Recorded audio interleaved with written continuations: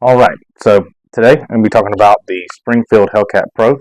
This here is my EDC, it's my everyday carry gun. I love shooting this one at the range. And let me give you a little bit of backstory on why I chose the Hellcat PRO. When working for the local sheriff's department, we were issued a Glock 23. The Glock 23 is a compact 40 caliber pistol. And today I have someone being able to send me this. It is a Glock 17 Gen 3. This is the full size compared to the Glock 23. The 23 is going to be a compact. This is going to be a full size. But many of those out there have shown me their Glock 17s. I've seen echelons, full size carry pistols, the P320s. And this is the reason why I chose, instead of a personal carry, at this time going from Glock into a Springfield Hellcat PRO, is I had a coworker at the time who had his carry pistol on him, and I looked at it from the side with it being in the holster, and I said, "Hey, is that a new Glock? I really like those sights." And he said, "No, that's the Springfield Hellcat." Something I've never heard of before. So I went home that evening, took a deep dive into Springfield, more of their weapons that I've seen before and some that I haven't. Another deep dive into Hellcat PRO reviews and seeing them online. And typically, this thing is the eggnog of all subcompact pistols. Either you really enjoy it or you hate it to death. Hate, hate, hate, hate, hate, hate, double hate. So I figured I would go on their website, take a look around, or take reviews from those who try to give an unbiased opinion on these. Also, something I thought about was what kind of holster is out there for this to fit into. And so I'm not sponsored at all by any means, T-Rex Arms, but these are my favorite holsters. And I went on their website, and sure enough, they made holsters for the Springfield Hellcat. Obviously fits the Hellcat PRO. And so that was something else that made a choice for me, is holsters. If you're going to have a random, specific, custom kind of style pistol, be careful. You make sure you can find a holster that you like for it. I wanted something that would be concealable and something that would be able to have a little bit more purpose, and that way in the winter months when you have a jacket, a hoodie on, or you got a flowy flannel shirt or something, you can go ahead and just have it where this is an outside the waistband holster, but it fits snug up against you and it doesn't really print that bad. So those are the reasons why I started leading toward the Hellcat PRO. Going on their website, I saw all the guns that they sold, the regular Hellcat, the Hellcat PRO, which is just a little bit larger version, longer barrel, taller grip. And so I compared it. I compared to what Glock was putting out, the 43X at the time. I was comparing it to reviews on those guns. I'll put a link here.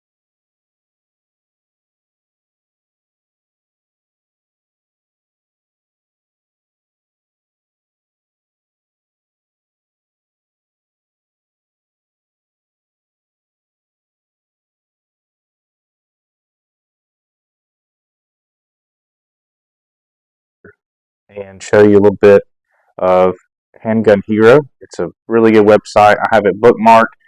If you're ever looking to get an additional pistol and you don't know how the size compares up, you can see YouTubers with giant hands, and then you can see them with small hands.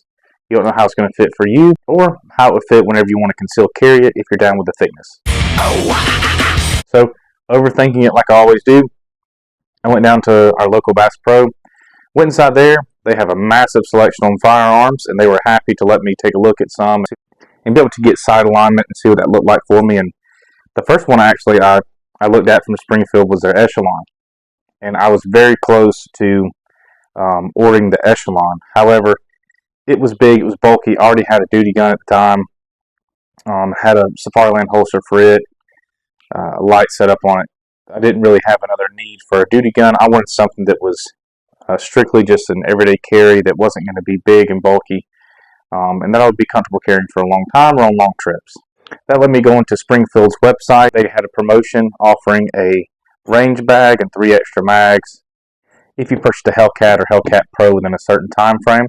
So I did. Got it! The pistol did come with 2 flush mags, I believe, which are great. They fit really good in my hand. The Pro grip, to me, having that extended handle coming down, really fits with my size hands. I have medium hands that are just thick. He's thick! And so it pushes over. I don't get bitten every time I put a magazine in. The flush mag, to me, is great when I'm concealed carrying. The extended mag will poke out quite a bit more, but does allow you a better grip on the handgun whenever you're aiming. While at Bass Pro, feeling the grip that is on these is incredible. Springfield did a really good job putting this multi-texture grip on their Hellcats and on their Echelon. I enjoy it completely. Some people reviewed it and stated that if it was touching your skin, it would rub it raw or it's too abrasive for them. Hogue makes rubber grips you can put over these or order something, or if you know a guy who knows a guy, you can have that smoothed down. Snakes. I don't know no snakes. I wouldn't. And the grip's not for everybody. Some people like it, some people hate it. They say it's hard when your hand's sweating to get a good grip on. And I'm somebody who starts sweating just thinking about waiting in line at the buffet. I need my Musu Park! So I've shot this gun dead heat here in Tennessee, and I've shot it outside and had no issues. My hands were feeling like a popular Eminem song, but still had no issues. This has a good grip no matter what. It's not too aggressive. It's not going to eat up your hands.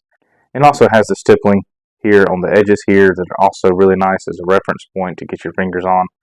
Overall, I was happy with it, and obviously I ended up ordering within that time frame to get the promotional for the carry bag. This has been phenomenal as well. I can load up absolutely all the magazines I have. I can fit my ear protection in here, eye protection, extra boxes of ammo, multi-tool, etc. Good range bag. It's something worth having, and I felt like for the deal, getting 3 extra magazines, 2 of those being extended mags and an additional flush mag. Something I have seen on some YouTube videos about the Hellcat and Hellcat Pro is they didn't like whenever they go to insert a mag, that it was really tough to insert the mag. That it just doesn't slide in and click in every time. You can hear a click, but then you can pull it out. You get that. So that is something I did notice. This is just something to me that you need to commit to on a reload, is being able to bump that mag in there. Same goes for AR. A lot of people know to do the tap and tug on an AR mag to know that it's seated well. You don't have to tap and tug, but you need to be purposeful whenever you're putting the mags in the Hellcat if that's something that you would be concerned about. What this truly does shine with is whenever the slide lock has been engaged, you've spent your last round, these magazines can go in with a push of a finger, and they're not coming out. Very easy. So easy. There's always something to remind me. Anybody can do it. That was something as well that I really enjoyed, that it came with metal magazines. These are great. I've dropped them. They've got some bumps and scratches all over them. These, I think, are superior to plastic mags.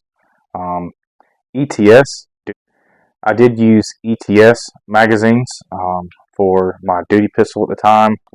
I didn't have any issues, but I've heard instances where they have dropped and cracked the side of the casing on them with that plastic from ETS. Glock mags, I've never heard any issues from as well. I just like the aluminum finish as well. But again, slide locked, those magazines go in no problem. The mag release for me isn't an issue.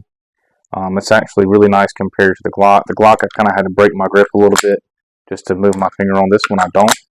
Magazines spring out. So they're empty sometimes. Glock mags, especially if Glock hasn't been cleaned after quite a while, they won't get stuck by no means, but they'll be a little bit gritty coming out. Sometimes you gotta give them a little bit of a shake. But these have always, no matter what, even running 500 rounds back to back to back in a row, have never gotten stuck inside or start to felt like they were going to get stuck.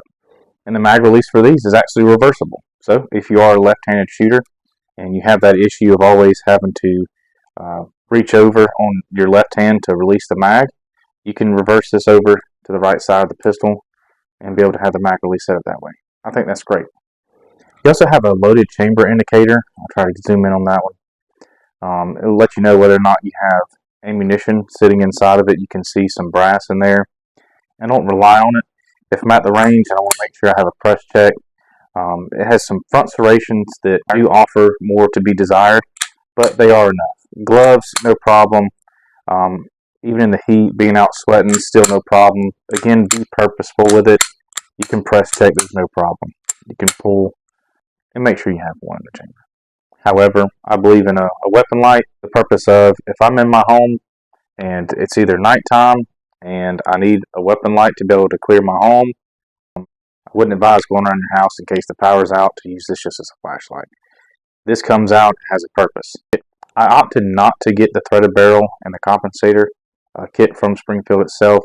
I didn't know how it was going to print, if it was going to be great for a holster at that time. At that time, I did not order a holster off any website for it. So I waited till I got comfortable with the gun and made sure it was something I was definitely going to end up keeping for the long run. They offer the Hellcat PRO threaded barrel for $169.99, so $170, and the compensator is an additional $65. However, they're running a promotion. Again, just checking the website every week or so, and they had a deal for $199 for the threaded barrel and the compensator as one full purchase. And something for the sights that I really do enjoy is having something other than a white dot on the center. And so we'll see if I can possibly get that to show up pretty good. I'm not specifically focusing on the front dot. That's just an excellent point of reference.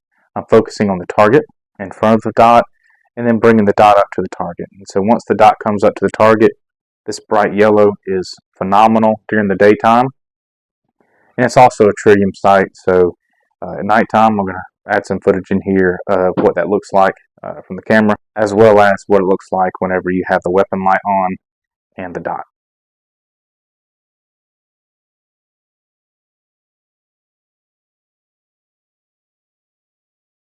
So as far as reliability, I've put really close to about 1,500 rounds. I'm not counting or using this to make data sheets out of. I've never had any malfunctions with a pistol. It's phenomenal. It's really tough. I've not dropped it, obviously. I believe if you're intentional enough, it's not something that I believe should be drugged behind a truck for 3 miles and then given a mud bath. And what the hell is that smell? And then run 1,000 rounds straight through it back to back. It's an excellent subcompact gun that favors similarities toward Glock. Better grip, better sights out the box. You get a little bit more as far as it comes with one flush mag and then 2 extended mags. I think it's just maybe an upgrade above a Glock 43X. And all their Hellcats do come optics ready as well. This one, I haven't put an optic on it yet. That is my own overthinking struggle, is looking on 3,000 YouTube videos full of optics and which ones are right for you and dropping it from the Empire State Building, etc. But I am leaning more toward possibly a Holosun. As far as takedown, a few differences compared to Glock, but still extremely simple for anyone to be able to handle. It has a very similar trigger compared to Glock, the trigger safety, and a decent trigger pull as well for an EDC gun. Something else as well, whenever you do get a firearm of your choice, I like to register my firearms through the company that I bought them from. That way, in case it has any issues or failures or recall, it's already in their system. It has my information attached to it. In case there's, for any reason, something that needs to be updated for the firearm, they'll make sure to notify you as well. To kind of go along with that as well, I always take a picture of the serial number on my firearms just in case they are lost or, heaven forbid, stolen. You have proof here that you can show law enforcement that you do have the gun. It is registered to you. It might be able to give you a little bit more peace of mind. Unfortunately, if something like that does happen. So these on Springfield's website run from about $650 up to about $1,050 depending on which variant you want with this. They are at this time offering a deal where you get the carry bag package also with a Crimson Trace sight in case that appeals to the buyer. At the time of purchase as well, they did not have the integral comp built into the slide and the barrel as well. That to me, again, after shooting this for so many rounds, hasn't been an issue. Would I take one if offered to me? Absolutely. But being as it is currently set up, I have no issues and still love to carry this one every day. As you can see on the start of the video, you'll notice there on the target, I do shoot a little bit lower left on my first shot. A little antsy, it's the first time I'm filming myself shooting this gun on camera, and you obviously don't want to make mistakes, but I do shoot low left. That means I'm not putting enough finger on the trigger. I correct my mistake and then continue shooting. Hopefully it didn't ruin the video, but I did know the mistake that I made and corrected it. So either you're going to watch this to see how garbage this channel is, or maybe you've heard about the Springfield Hellcat PRO and want to know a little bit more about the gun as either an additional purchase or your first time purchase. Any first time purchasers that do not have a concealed carry gun, that have not fired a gun, please take time. I would advise going to a local range and take a look at any classes they offer as far as a firearm safety course. That is paramount, and that will go over a lot of things that won't be explained in this video.